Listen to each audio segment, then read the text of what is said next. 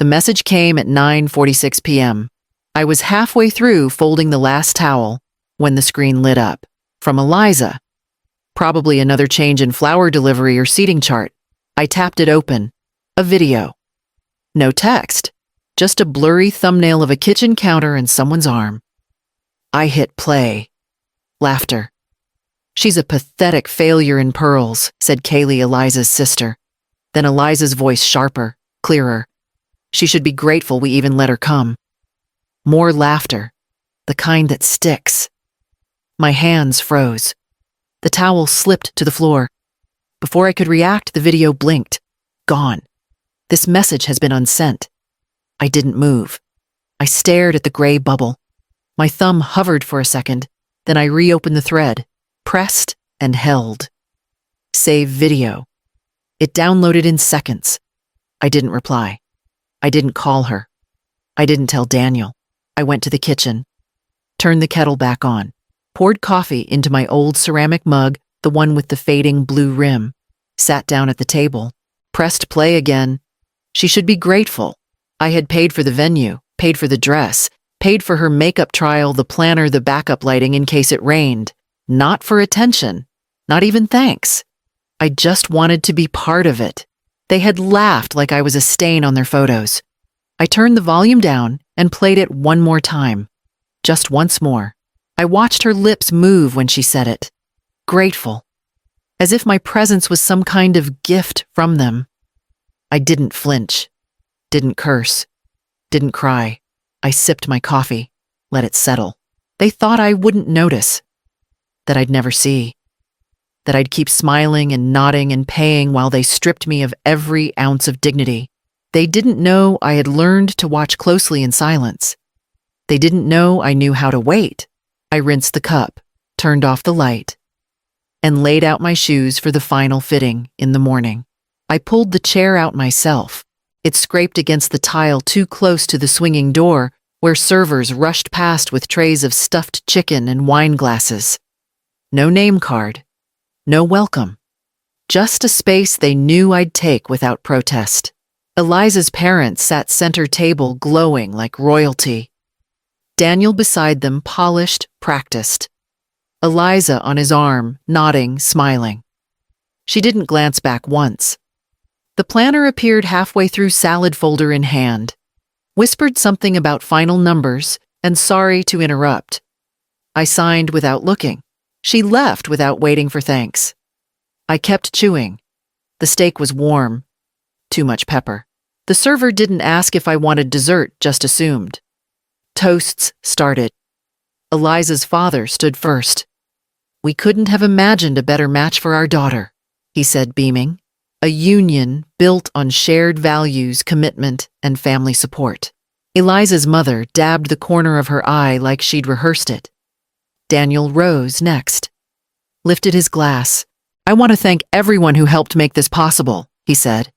"Especially Eliza's family, for their generosity and guidance."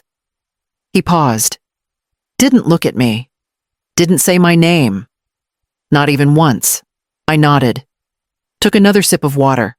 My glass was never refilled. When the applause died down, someone bumped my chair. A server again. I shifted forward. Didn't complain. Eliza's mother leaned toward a friend across the table. Smirked. "She knows her place," she said. I caught every word. I smiled. Nodded. I cleared my plate even though no one noticed. I stayed seated through cake. Through the slideshow of baby photos. Through the choreographed dance. Eliza and Daniel practiced for weeks. I waited until the music softened and guests filtered toward the valet line. Then I stood, picked up my coat, walked past the planner without a word. Back home, I placed the check folder on my entry table, still warm from the grip of my hand. Then I walked into my den and took down the framed photo of Daniel's med school graduation. I opened the file drawer and started counting. Invoices, confirmations, wire transfers. 42,000 and some change, all of it tied to their names. Venmo notes for down payments, checks for venue deposits, catering menus with my initials scribbled in the margins. It didn't happen all at once. It never does. A florist paid here. A tuxedo rental covered there. A last-minute linen upgrade because Eliza didn't want the wedding to feel cheap. No one asked if I could afford it. They just assumed I'd handle it. Like always. I pulled out Daniel's old folder. Med school 4 years. Loan statements. I remembered the call when his funding fell through. He sounded panicked, said he'd figure it out. I said he wouldn't need to. I covered it. Monthly, quietly, all through his residency. He never paid me back. He never brought it up again. Next folder. Eliza. A sticky note still clung to the front temporary. Car loan. She was between jobs. Said she needed a vehicle to get to interviews. $6,000 wired to her account. That was 2 years ago. No updates. No repayments. No thank you. Just the sound of her laughing into a camera. Calling me a failure. I sat down. Laid the files across the dining table. Looked at the totals, the dates, the signatures. Every one of them mine. Not one apology. Not one act of return.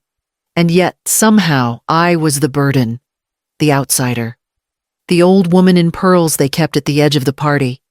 They didn't think I mattered, but they counted on me. Counted on my silence. My softness. My willingness to hand over whatever they needed without ever asking for anything back. I remembered Eliza once saying, "Your presence makes things look stable, comfortable, like everything's handled." That's what I was to them. Not family. Not a mother. A backdrop. An insurance policy. Something that made their life appear more polished. I picked up my pen.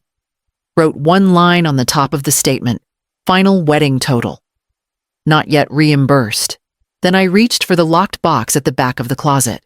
Daniel knocked like a stranger. 2 quick taps, then one softer. I opened the door.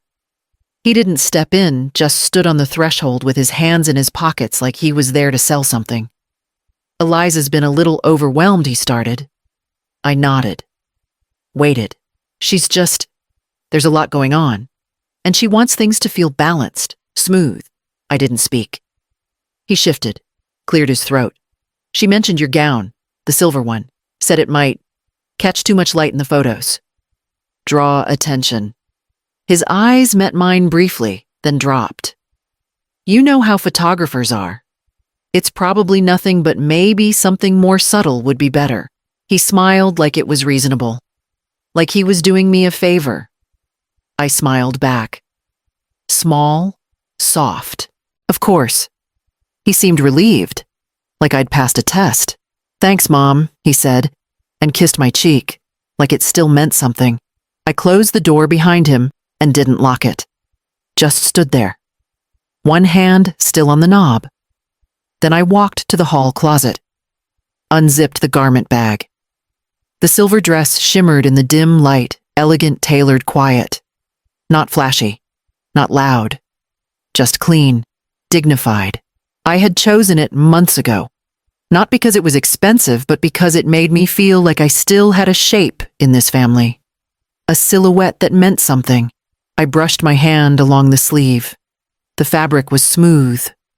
Cool. Too bright, apparently. Too visible. I zipped the bag shut again. Hung it back. That night, I sat on the edge of my bed and tried to remember the last time Daniel spoke to me without a script. Eliza's voice had echoed in his. I heard her in his pauses. In his choice of words. Balanced. Subtle. Not mine. Not his. I turned off the lamp, let the room go dark, and listened to the hum of the air vent above me. In the silence, I knew exactly what had to come next. I reached for the envelope tucked beneath my nightstand drawer. I drove without music. No distractions. Just the road, the hum of the tires, the weight of the envelope in my bag. The receptionist knew me, offered coffee. I declined. The lawyer greeted me with the same half-smile he always gave, neutral, unreadable. We sat in his office. No small talk. "I'd like to make some adjustments," I said. He nodded, opened his laptop, began typing. We moved line by line. The trust previously set to Daniel would now be directed to a literacy nonprofit I had supported for years. He typed the new beneficiary clause in silence. A separate clause remained for Daniel. Smaller, conditional, revocable after the marriage. I didn't explain why. He didn't ask. It took 21 minutes to sign date and notarize everything. He handed me the fresh copies in a black leather binder. I thanked him. Stood. Left. At home, I set the binder on the kitchen table. Opened it. Read every page again. Not out of doubt, out of finality. This was the version of the story no one would see coming. No speeches, no accusations, no storming out of dinners or slamming of doors. Just ink, paper, a quiet correction. For years, I thought love looked like giving without asking, covering without condition. I thought I was being kind. I wasn't. I was disappearing. The binder sat in front of me, matte and unmarked. It didn't scream. It didn't plead. It just waited. I slid it into the bottom drawer of my hutch. Right beside the tablecloths I only brought out when people remembered I existed. Then I turned off the lights, stood at the kitchen window, and watched the street lamps blink on one by one down the road. Tomorrow, I'd see them again. And this time, they wouldn't know who they were really sitting next to. The screen lit up at midnight. A new message from Fam Wedding Week. Strange, I thought I'd left that group weeks ago. Must have been re-added by the planner. Curiosity 1. First message. Eliza's cousin posted a meme of a woman in pearls clutching a checkbook with the caption, "Me," pretending I'm not paying for everything. Laugh reacts followed. Then I swear if she wears something shiny again, I'm gonna cry. I want attention at my own wedding. Another reply. Just seat her near the kitchen again. Problem solved. Then Eliza. She's probably still saving receipts like we're going to reimburse her. And finally, let her have her little moment. She'll fade out after the pictures. I didn't flinch, just stared. They thought I wasn't there, that I wouldn't see it. I tapped export chat, saved the file, took screenshots. Quiet insurance, then scrolled to the top. Tapped leave group. No goodbyes. No rage. Just a click. The kind that says I've seen enough. I knocked once. Firm. Early. The coordinator opened the side door with a clipboard in one hand, headset in the other. She blinked at me surprised. I just need to leave this, I said. I handed her the folder. Labeled. Sealed. Clean black. Nothing fancy. She took it without looking inside. Got it, Mrs. Vale. I'll make sure I nodded. Turned. Walked away before she could finish. No hugs, no flowers, no final questions. The car was still warm from the drive. I didn't go home. I didn't turn toward the church. I didn't check my phone. I drove 10 minutes west to a diner with peeling booths and chipped mugs. One I used to take Daniel to before he knew how to spell engaged.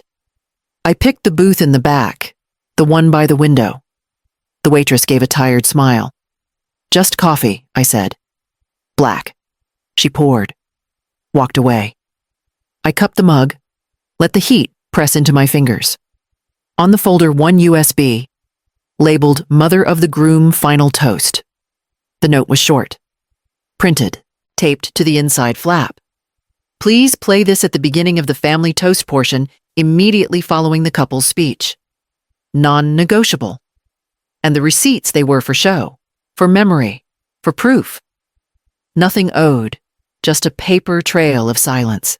Every payment I made, every time I was thanked with an eye roll, every charge Eliza once called a little gift, tucked behind glassware linen rentals and shuttle vans.